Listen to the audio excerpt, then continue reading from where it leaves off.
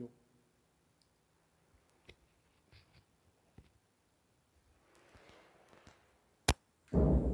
Good morning दोस्तों, कैसे हो आप सब लोग। मैं आपका एक बार पुनः इस ऑनलाइन प्लेटफॉर्म पे स्वागत करता हूँ।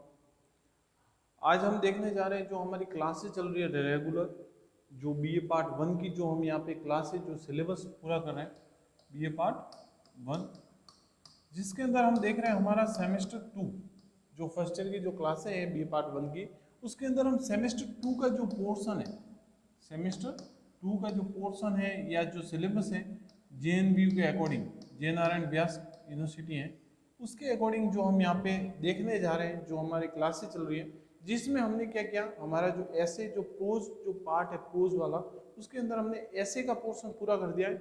ये हमारी जो स्टोरियाँ हैं, स्टोरी का जो पोर्शन है उसी की क्लासें यहाँ पे लग रही है। कंटिन्यू हमने अपनी प्लेलिस्ट के अंदर वो सारे एसेज, वो सारे स्टोरीज हमने वहाँ पे अपलोड कर रखी है। आपकी सारी क्लासें वहाँ पे अवेलेबल है, आप वहाँ पे जाके उनको एक बार देख सकते हो। और संभावित जो आपके परीक्षा की तारीख है जो जून जुलाई में मानी जा रही है, तो तब तक आपके पास एक अच्छा सा मैटर मिल जाएगा और आप उन सारे सिलेबस को अच्छे से क्या है तैयार कर सको। इसलिए हम यहाँ पे क्या है आपकी सुविधा के लिए इन क्लासों को लेके आ रहे हैं यहाँ पे इस ऑनलाइन प्लेटफॉर्म पे। आप जरूर इस चैनल को लाइक कीजिएगा, शेयर कीजिएगा, ताकि आपके जो भी मित्र हैं वहाँ तक इन सारी क्लासों को क्या कर सकें, वो भी फायदा ले सकें, आगे पहुँच सकें। और कुछ भी ऐसा आपको लगे कि इसमें और इम्प्रूवमेंट करना चाहिए तो आप जरूर वहाँ पे कमेंट कीजिएगा। आपके कमेंट का क्या है पूरी तरह से स्वागत है या स्वागत किया जाएगा, और मैं पूरी कोशिश करूँगा कि उसके अनुसार मैं यहाँ पे चेंजेस करने की जो भी रिक्वायरमेंट होगी उसको यहाँ पे मैं पूरी करने की कोशिश करूँगा। तो अब हम वेट ना करते हुए हम देखेंगे कि आज जो हमारी स्टोरी है वो किसके द्वारा लिखी गई है, राजा राव के द्वारा, जो कि एक इंडियन राइटर थे। कौन थे? एक इंडियन राइटर है। और इनका जो स्टोरी है वो है एक क्लाइंट। क्या नाम है? एक क्लाइंट, एक ग्राहक जो हम कहते हैं, स्पेशली जो दुकानदार होते हैं, जो शॉपकीपर्स होते हैं, उनके लिए जो उनका क्लाइंट होता है वो भगवान के बराबर होता है। इसलिए एक क्लाइंट, एक ग्राहक के बारे में जो इनका जो एक विचार था राजा राव का उस समय, वो यहाँ पे लिखा गया है। उसके ऊपर ये बेस्ड स्टोरी है जो कि हमें बहुत कुछ सिखाएगी। तो अब हम देरी ना करते हुए सबसे पहले देखते हैं हमारे जो राजा राव है उनका इंट्रोडक्शन देखेंगे, उनके बारे में पढ़ेंगे कि ये कहाँ से थे, कहाँ से बिलोंग करते थे। तो सबसे पहले देखते हैं कि राजा राव जिनका जन्म होता है 8 नवंबर 1908, 8 नवंबर 1908 में इनका जन्म होता है और 8 जुलाई 2006 में इनकी डेथ हो जाती है। 8 जुलाई 2006 में इनकी डेथ होती है। Was an Indian American writer, Indian American writer जो हमारे इंग्लिश लैंग्वेज के ये माने जाते थे। नॉवेल्स एंड शॉर्ट स्टोरीज के लिए ये विशेष करके फेमस थे। Whose work are deeply rooted in a metaphysics, जो कि इनके जो काम थे वो डीपली, जो इनकी जो जड़ें थी वो मेटाफिजिक्स तक क्या थी, शामिल थी या वहाँ तक फैली हुई थी। राजा राव वॉज बॉर्न इन ए हसन, हसन में इनका जन्म होता है। In the princely state of Mysore, कहाँ पे आया हुआ है हसन? मैसूर में आया हुआ है, जो कि नाउ कर्नाटक में है, साउथ इंडिया के अंदर। इनटू ए कनाडा स्पीकिंग ब्राह्मण फैमिली, कनाडा स्पीकिंग जो ब्राह्मण फैमिली है उसमें इनका जन्म हुआ था। Was an eldest of 9 siblings, इनके माता पिता के 9 बच्चे थे जिसमें ये सबसे बड़े थे। राजा राव वॉज बॉर्न इन 8 नवंबर 1908, 8 नवंबर 1908 में बंद होता है, जन्म होता है उनका, जो कि आप सबको पता है। फिर हम देखते हैं कि the serpent and the rope, ये इनका जो एक काम था जिसका नाम है the serpent and the rope, जो कि कब लिखी जाती है? 1960 में लिखी जाती है। ए सेमी ऑटोबायोग्राफिकल नॉवल, इनकी एक सेमी मतलब एक अर्ध ऑटोबायोग्राफिकल नॉवल है। Recounting A search for spiritual truth Europe and India, और इसके अंदर जो स्पिरिचुअल ट्रूथ है, जो एक भगवान के प्रति एक सोच के प्रति जो स्पिरिचुअल जो सच्चाई थी, वो इन्होंने यूरोप और इंडिया के बीच में क्या थी वो बताई थी। Establish him as a one of the finest Indian prose stylist and won him the Sahitya academy award in 1963, और वो अपने आप को एक फाइनेस्ट, एक बड़े ही एक अच्छे तरीके से वो लोगों के सामने प्रेजेंट करता है, स्वयं को एक एक गद्यांश, एक प्रोज राइटर के रूप में, और ये अपनी इसी लेख, इसी शैली के लिए ये एक अवार्ड जीते हैं जिसका नाम है साहित्य अकेडमी अवार्ड। कब जीता जाता है? 1963 में मिलता है इनको, for the entire body of his work. पूरे जीवन इनके जितने भी काम हैं, Rao was awarded the Neustadt international prize for literature इन 1988। स्पेशली ये अवार्ड भी वो लिटरेचर के अंदर 1988 में जीतते हैं। Rao's wide ranging body of work spanning a number of genre is seen a varied and significant contribution to Indian English literature. इनके हमारे जो भारतीय जो साहित्य है, जो अंग्रेजी साहित्य हैं, उनके अंदर इनके number of general, number of वेरे अलग अलग शैलियाँ, अलग अलग नंबर ऑफ स्टाइल्स, कलाएं, अलग अलग चीज़ें जो हमें इनकी हमारे भारतीय साहित्य में, जो भारतीय अंग्रेजी साहित्य है उसके अंदर हमें देखने को मिलती है। His first publications, his first published novel is Kanthapura. इनकी पहली जो नॉवल थी वो उसका क्या नाम था? कांथापुरा नाम था। विच केम आउट इन 1938, जो कब बाहर आई? 1938 में बाहर आई। It was followed by his masterpiece novel, और ये इसकी एकमात्र ऐसा कहा जाता है कि बड़ी ही मास्टरपीस नॉवल थी Kanthapura. The cat and the Shakespeare, इसकी एक और जो नॉवल थी उसका नाम क्या था? द कैट एंड शेक्सपियर, जो कि कब लिखी गई? 1971 में लिखी गई। और फिर है कॉमरेड क्रियोल, कॉमरेड क्रियोल, जो कि कब लिखी गई? 1976 में लिखी गई। Raja Rao also wrote a number of short stories. Raja Rao number of short stories लिखते हैं। He started writing short stories in 1947। वो अपनी जो शॉर्ट स्टोरी, जो गद्य का ये जो कहानियाँ हैं, जो लघु कथाएं हैं, वो लिखना कब शुरू करते हैं? 1947 में लिखना शुरू करते हैं। ही collected A publish he short story under the title. ये अपनी जो सारी शॉर्ट स्टोरीज है वो एक नाम से, एक टाइटल के नाम से सारी दुनिया के सामने पब्लिश करवाते हैं, और वो नाम था the cow of A barricades. The cow of A barricades नाम के टाइटल के अंदर ये अपनी सारी, इस बुक्स के अंदर अपनी सारी स्टोरीज क्या करवाते हैं? पब्लिश करवाते हैं। The present short story a client, जो एक हमारी जो आज की जो कहानी है, a client was been taken from the same collection the cow and the barricades. ये भी कहानी उसी कलेक्शन, उसी टाइटल के name the cow and the barricades से ली गई है। Raja Rao the great novelist, Raja Rao क्या थे? एक ग्रेट नॉवलिस्ट थे, शॉर्ट स्टोरी राइटर थे, was a great Indian philosopher. एक भारत के सबसे महानतम कह सकते हैं, या भारत के एक अच्छे दार्शनिक के रूप में भी ये जाने जाते थे। तो ये था इनका क्या था? एक इंट्रोडक्शन था हमारे जो राजा राव है उनका।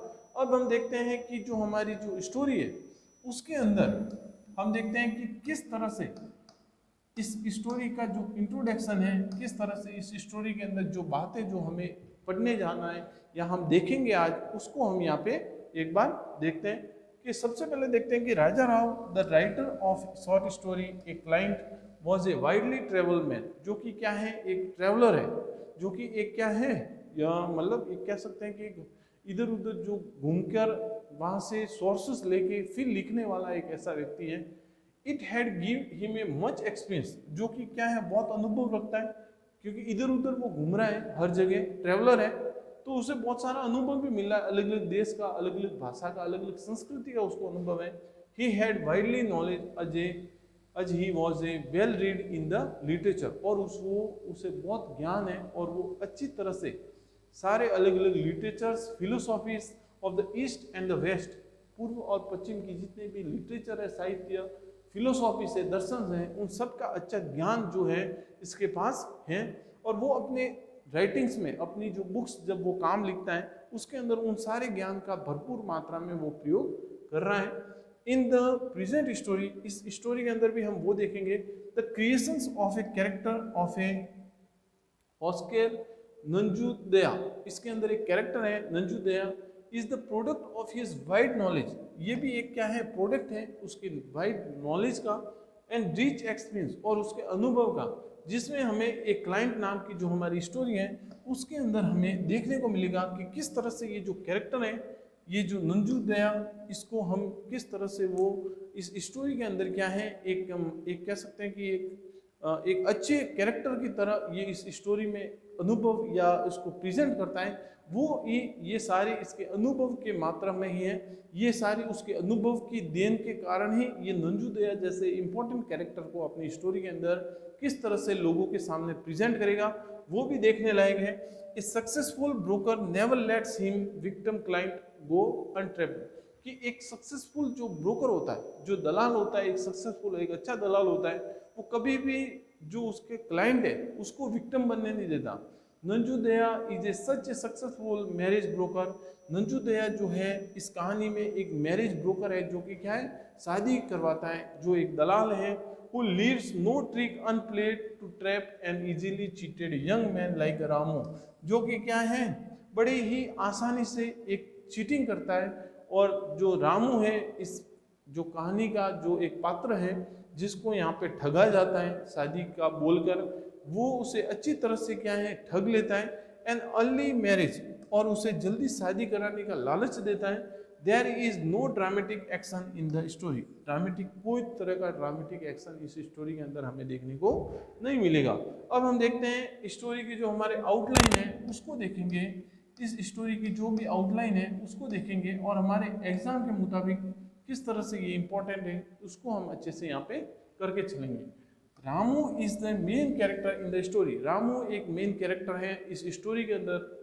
Through the Nanjudaya has his hold in the story through his dialogue, जो कि नंजू दया जो एक ब्रोकर है उसके द्वारा इसको यूज में लिया जाएगा, किस तरह से इसको यहाँ पे प्रयोग किया जाता है वो देखेंगे।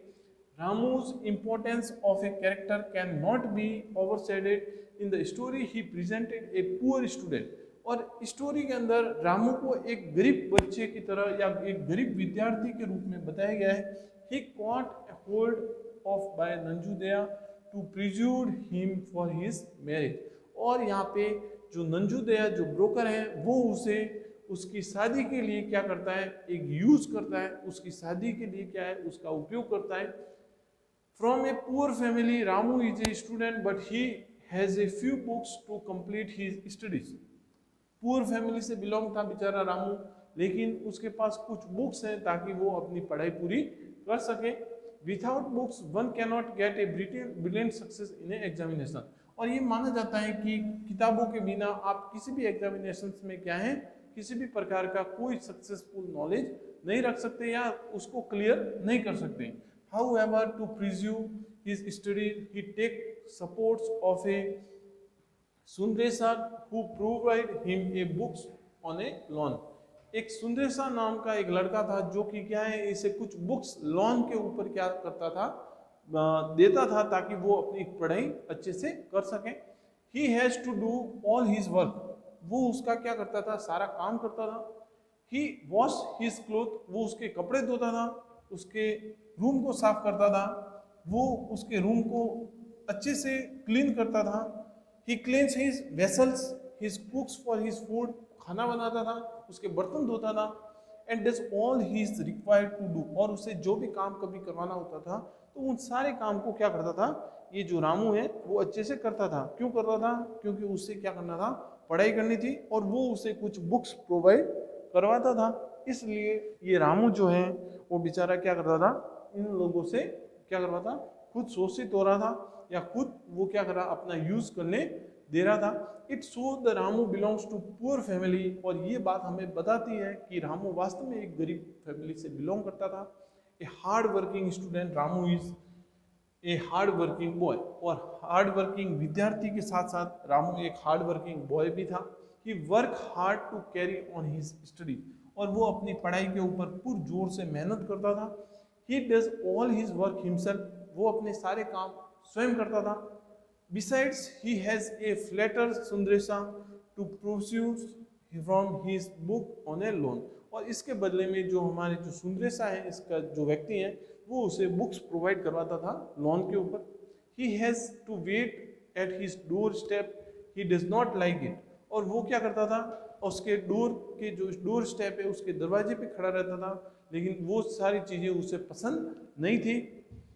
He does it most unwillingly, और वो उसकी इच्छा के बहुत क्या था, खिलाफ था। But there is no other way, लेकिन उसके पास और कोई चारा नहीं था कि उसके पास और कोई चारा नहीं था। If he want to continue his studies he has to spend a lot of time going to and returning from the Sundaresa's place. और उसके पास पढ़ाई के लिए बहुत ज़्यादा समय नहीं था, लेकिन उसका बहुत सारा समय कहाँ वेस्ट हो जाता था कि सुंदरेसा के घर पे आने जाने पर भी क्या है, उसका बहुत सारा समय वेस्ट हो जाता था। Ramu has a great love for his study. Ramu का उसके पढ़ाई के प्रति इतना प्यार था। In the spite of A acute poverty, कि इस गरीबी के पीछे इस व्यक्ति ने इतनी मेहनत की कि want to carry off his studies, कि वो अपनी पढ़ाई को क्या है, जारी रखना चाहता था। He has no money to purchase a book, उसके पास बुक्स खरीदने के लिए पैसे नहीं थे। But he get books from a Sundaresa study and then he return them to him while with the Nanjudaya, और वो उसके बाद वापिस क्या है, उसे रिटर्न कर देता है। Nanjudaya he talks of his studies, Nanjudaya को वो क्या है, सारी बातें बताता है उसके पढ़ाई के बारे में। He worries for his academic achievement, और वो क्या है, उसके जो एकेडमिक अचीवमेंट्स थे उसके लिए टेंशन में था। He was studying not only for his studies sake, और वो कभी भी अपनी पढ़ाई के लिए क्या है, फोकस नहीं करता था। कौन, Nanjudaya. He want to have a remarkable achievement, उसके पास कुछ नाम मात्र के अचीवमेंट्स थे। He borrowed books from Sundaresa to achieve this aim, और वो सुंदरेसा से क्या करता था, अपने अचीवमेंट्स के लिए बुक्स लेता था। While he was with Nanjudaya, अब वो क्या है, नंजुदया के साथ है। He shows his worry for coming examinations, अब वो उसे अपनी जो परेशानी है कि आने वाले समय में हमारी जो एग्जामिनेशंस आ रही हैं उसकी चिंता के बारे में वो उसको बताता है। And it was because of his factor Nanjudaya had give him a long speech on the worthless of the examination, और वो नंजुदया है वो उस परीक्षा के ऊपर उसे क्या है, एक बहुत लंबी भाषण देता है। ही इवन कोट्स महात्मा गांधी, वो कुछ ऐसे महात्मा गांधी के जो कोट्स हैं उसको बोलता है। And to show the validity of views regarding examination, कि और वो एग्जामिनेशन जो परीक्षा है उसके प्रति एक किस तरह का एक नेचर होना चाहिए, उसके प्रति किस तरह की भावना होनी चाहिए, उन चीज़ों को वो क्या करता है, गांधी जी के कुछ काव्य है, गांधी जी के कुछ स्पीच है, उसको उपयोग में लेते हुए वो क्या कर रहा है, रामू को बता रहा है। तो इस कहानी के अंदर स्पेशली ये देखा गया है कि किस तरह से नंजुदया जैसा जो ब्रोकर है जो शादी का एक लालच देता है किसे, अपने राजू को। फिर देखते हैं कि he also refuse to marry lets it should affect his academic achievement adversely, और उसने क्या किया, अपनी जब उसको बताया गया, क्योंकि ये क्या था, एक ब्रोकर था नंजुदया, और वो चाहता था कि किस तरह से इसको मैं फंसा लूं और मैं क्या है, धन कमा लूंगा।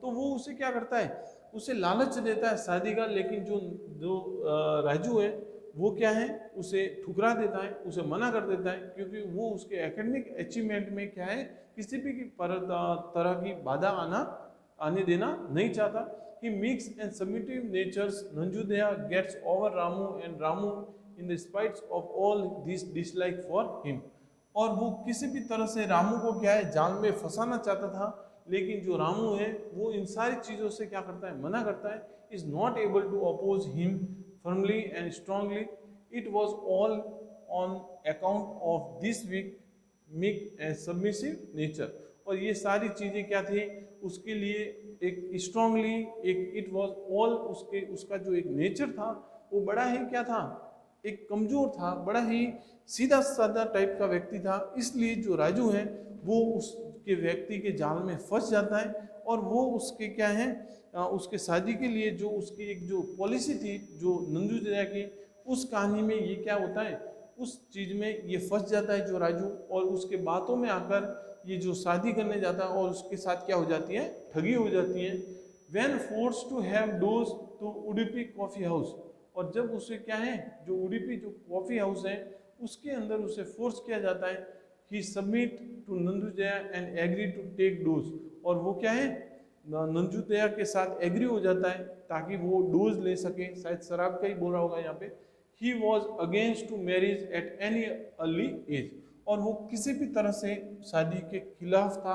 वो इस अर्ली एज के अंदर किसी भी तरह की शादी नहीं करना चाहता था, लेकिन नंजू दया ने क्या किया, उसे कॉफ़ी हाउस के अंदर लेके जाके उसके साथ क्या किया, उसे शराब पिला के उसके साथ उसे हाँ भरवा दी और उसे ठगी करके ये जो एक जो नंजू दया है वो धन कमा लेता है और उसको क्या है अपनी चाल के अंदर पूरी तरह से फंसा देता है। तो ये जो हमारे यहाँ पे जो स्टोरी है इसके अंदर हमें ये देखने को मिलता है कि किस तरह से कोई भी व्यक्ति क्या करता है, अपने लोभ के लिए क्या है किसी दूसरे को नुकसान पहुंचाने के लिए भी क्या है तैयार रहता है। वो ये नहीं सोचता कि आगे वाले व्यक्ति को कितना नुकसान होगा, वो यहाँ पे किसी भी प्रकार की क्या है भावना नहीं रखता, वो सिर्फ अपने मतलब के लिए क्या करता है ये काम करता है, जो हमने यहाँ पे इस स्टोरी के अंदर देखा। और वास्तव में ये देखा गया कि रामू जैसे सीधा व्यक्ति इस नंजू दया जैसे चालाक व्यक्ति के जाल में फंस जाता है। और हम फिर देखते हैं कि ये जो ब्रोकर है वो उसे एक विक्टिम, क्योंकि वो तो क्या है उसके लिए क्लाइंट था और वो इसके लिए एक विक्टिम का काम करता है। और नंजू दया क्या है सक्सेसफुली क्या करता है उस शादी को करवा देता है और उसे क्या है उसके साथ क्या है मोटा धन क्या है उससे ठग लेता है। तो ये थी एक कहानी जो हमें बहुत कुछ सिखाती है, क्योंकि आप कभी किसी की बातों में ना आए, आप स्वयं देखें, किसी भी ब्रोकर की बातों में नहीं आना चाहिए। तो ये हमारे सामने स्टोरी थी। अब हम मिलते हैं हमारी नेक्स्ट जो स्टोरी है उसके साथ मिलेंगे और उसमें देखेंगे कि किस तरह से जो मुख्य बातें जो आपके लिए इम्पोर्टेंट रहेगी, ये सारी जो चीज़ें हैं आपके एग्जाम के पॉइंट ऑफ व्यू से इम्पोर्टेंट है। आप देखिएगा, आपके पास जो भी बुक्स हैं उसको अच्छे से देखना, आपको पूरी स्टोरी समझ में आ जाएगी। फिर मिलते हैं हम एक नई क्लास के साथ। थैंक यू, धन्यवाद।